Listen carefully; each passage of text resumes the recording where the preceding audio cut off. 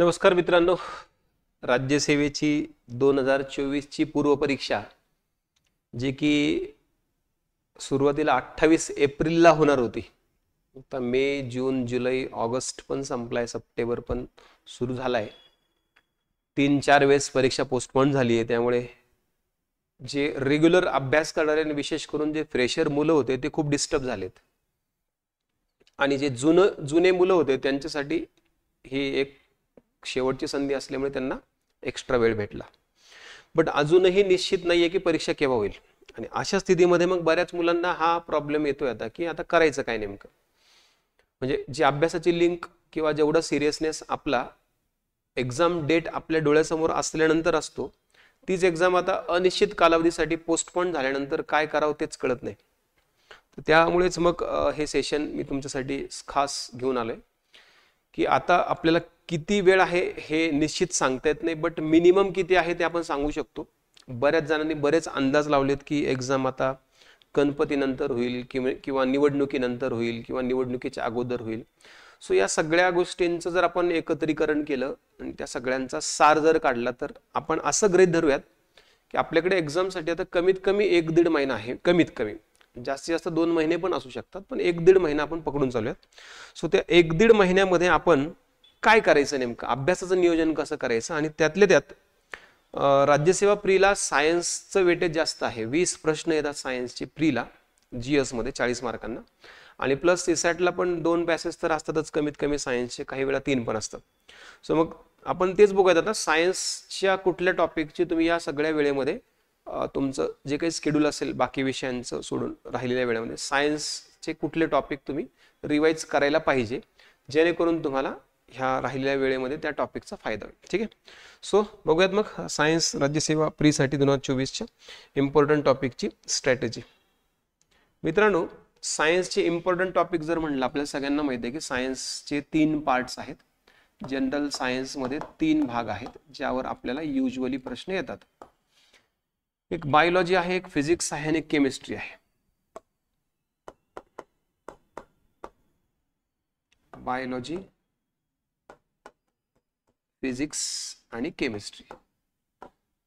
प्रश्न संख्या लक्षात जर घेतली, तुम्ही जर अनालिसिस केला असेल समजा प्रिव्हियस इयर क्वेश्चन पेपरचं, तर तुमच्या लक्षात येईल प्रश्न संख्या. बायोलॉजीवर साधारणपणे सायन्सवर एकूण 20 प्रश्न येतात, जास्त पण येऊ शकतात, पण अगोदरच्या काही वर्षांचे प्रश्नपत्रिकांचा अनालिसिस मधून 20 प्रश्न. सो त्यापैकी साधारणपणे 8 ते 9 प्रश्न बायोलॉजीवरच येतात, म्हणजे ऑलमोस्ट अर्धे प्रश्न.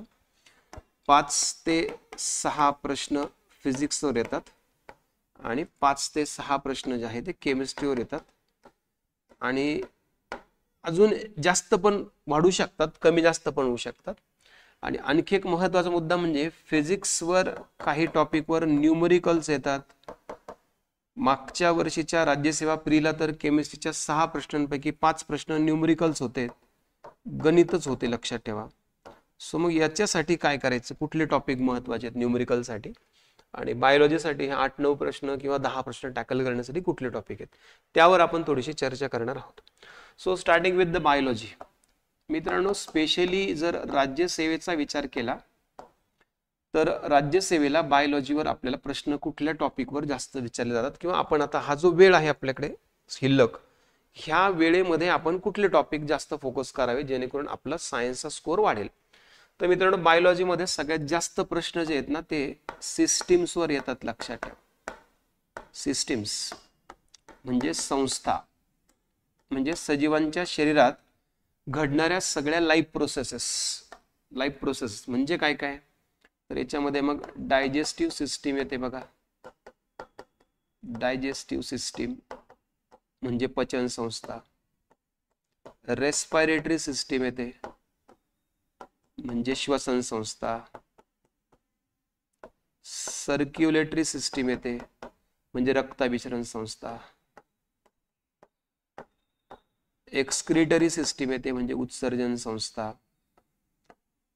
रिप्रोडक्टिव्ह सिस्टीम येते म्हणजे प्रजनन संस्था. आणि त्यानंतर कंट्रोल कोऑर्डिनेशन मध्ये एक नर्वस सिस्टीम येते आणि एक हार्मोनल सिस्टीम पण येते बघा. यांना दोघांना कंट्रोल कोऑर्डिनेशन सिस्टीम म्हणायचं.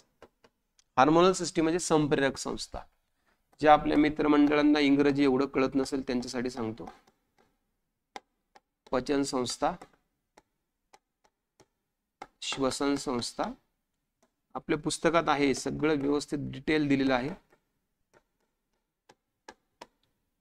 आणि लेक्चर्स मध्ये पण कव्हर केलेलं आहे.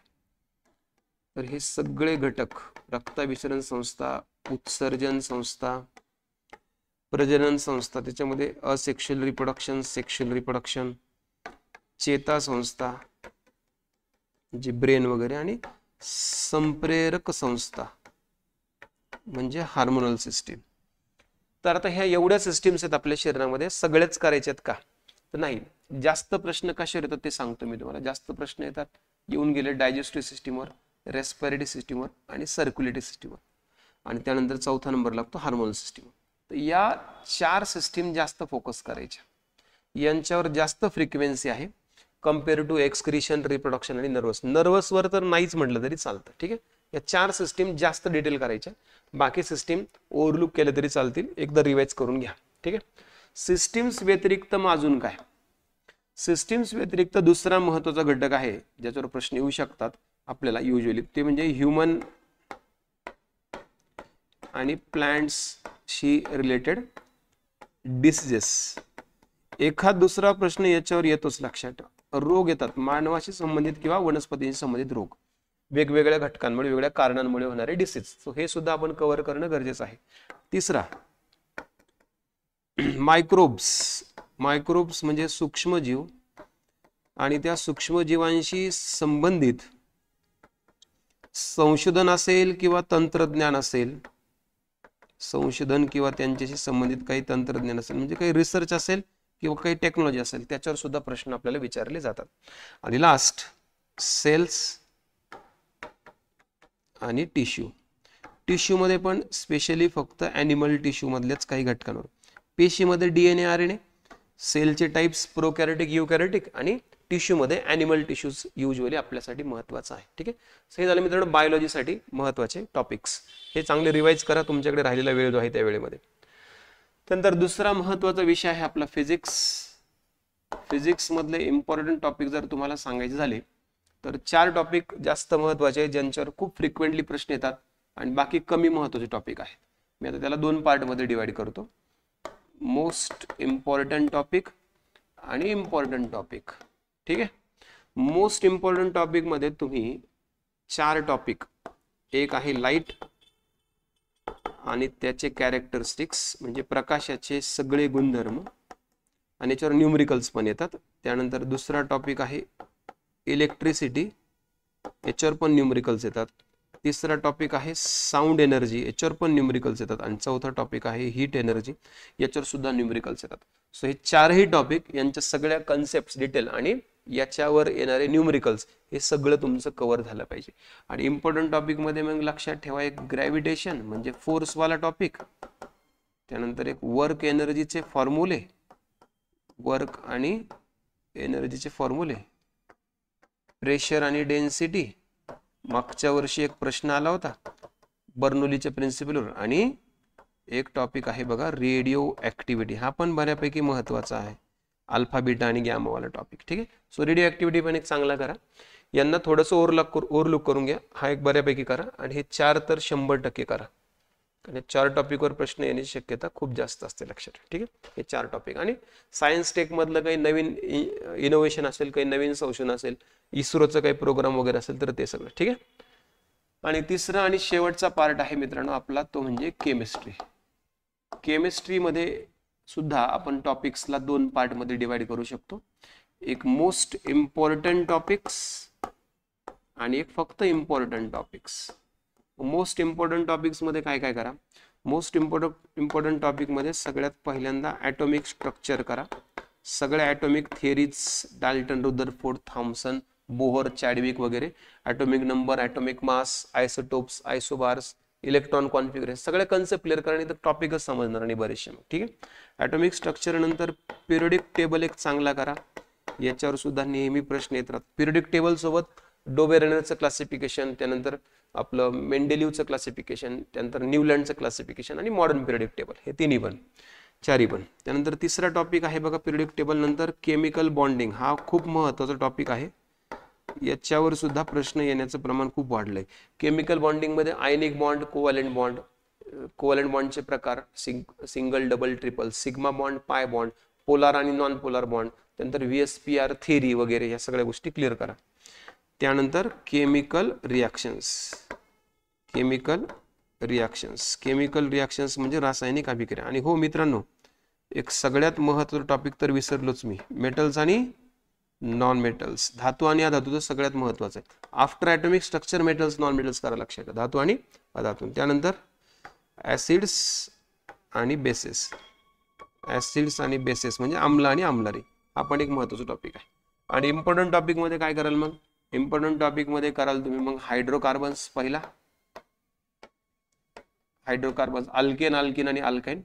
त्यानंतर कराल तुम्ही डे टू डे कंपाऊंड्स, सोपं आहे पण हे सगळे वाचून ठेवा. डे टू डे कंपाऊंड्स म्हणजे आपल्या रोजच्या जीवनात उपयोगात येणारे संयुग. आणि सगळ्यात महत्त्वाचं म्हणजे न्यूमरिकल्स, न्यूमरिकलचा सराव खूप गरजेचा आहे. केमिस्ट्रीचे न्यूमरिकल्स लिमिटेड आहेत. लिमिटेड म्हणजे कुठले, तर केमिस्ट्रीमध्ये येतं बघा मोल कन्सेप्ट येते, एक मोल फ्रॅक्शनवर येतात, मोलॅरिटीवर येऊ शकतात, नॉर्मॅलिटीवर येऊ शकतात, किंवा काही कॉन्स्टंट्स पण विचारू शकतात. जसं मागच्या वेळेस विचारलं होतं आयडियल गॅसचं कॉन्स्टंट, ते पण पाठ करा, सोपं असतं. टायट्रेशन वगैरे सगळ्या गोष्टी. ठीक आहे. सो मित्रांनो, हे झाले केमिस्ट्री मधले महत्त्वाचे टॉपिक. सो राहिलं जो वेळ आहे, ह्यातले कुठले टॉपिक तुमचे राहून गेलेत, कुठल्या टॉपिकवर अजूनही तुम्हाला कॉन्फिडन्स नाहीये, तर त्या सगळ्या टॉपिकची तयारी करा. म्हणजे हा जो वेळ आपल्याला मिळाला आहे त्या वेळेचं तुम्हाला सोनं करता येईल. म्हणजे तुम्हाला तुमचा स्कोर वाढवायला हे टॉपिक सगळे मदत करतील. जे काही राहून गेलं असेल ते तुम्हाला ह्या वेळेमध्ये कव्हर करतील, सो दॅट तुमचे चान्सेस जे आहेत प्री क्रॅक करण्याचे ते अजून जास्त वाढतील. ठीक आहे. सो बघूयात आता एक्झाम कधी होते, त्यानुसार आपण तोपर्यंत ही सगळ्या गोष्टींची तयारी करूयात आणि योग्य प्रकारे परीक्षेला सामोरं जाऊयात आणि जास्तीत जास्त आपले चान्सेस वाढवूयात, सो दॅट आपलं हे जी प्रिलिम आहे ती क्रॅक झाली पाहिजे. चला थांबूयात, भेटूयात पुन्हा अशाच प्रकारच्या व्हिडिओमध्ये. तब तक के लिए thank you very much. Good day and जय हिंद.